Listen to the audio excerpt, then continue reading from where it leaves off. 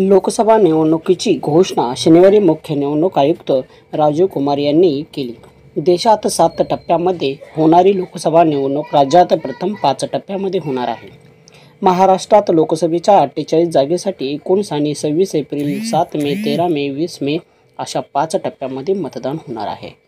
तर पाहूया कोणकोणते 5 टप्पे आहेत. पहिला टप्पा 19 एप्रिल, नागपूर, रामटेक, भंडारा, गोंदिया, गडचिरोली, चंद्रपूर. दुसरा टप्पा 26 एप्रिल, बुलढाणा, अकोला, अमरावती, धुळे, यवतमाळ, वाशिम, हिंगोली, नांदेड, परभणी. तिसरा टप्पा 7 मे, बारामती, सोलापूर, माढा, सांगली, सातारा, कोल्हापूर, हातकणंगले, रायगड, रत्नागिरी, सिंधुदुर्ग, उस्मानाबाद, लातूर.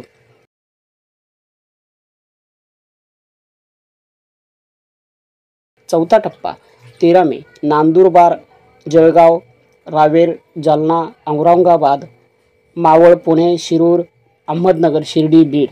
पाचवा टप्पा 20 मे, धुळे, दिंडोरी, नाशिक, पालघर, भिवंडी, कल्याण, ठाणे, उत्तर मुंबई, उत्तर पश्चिम मुंबई, उत्तर पूर्व मुंबई, उत्तर मध्य मुंबई, दक्षिण मध्य मुंबई, दक्षिण मुंबई अशा 5 टप्प्यामध्ये लोकसभा निवडणूक महाराष्ट्र राज्यात होणार. बिहार सबसे तेज न्यूजला लाईक करा, शेअर करा, सबस्क्राईब करा.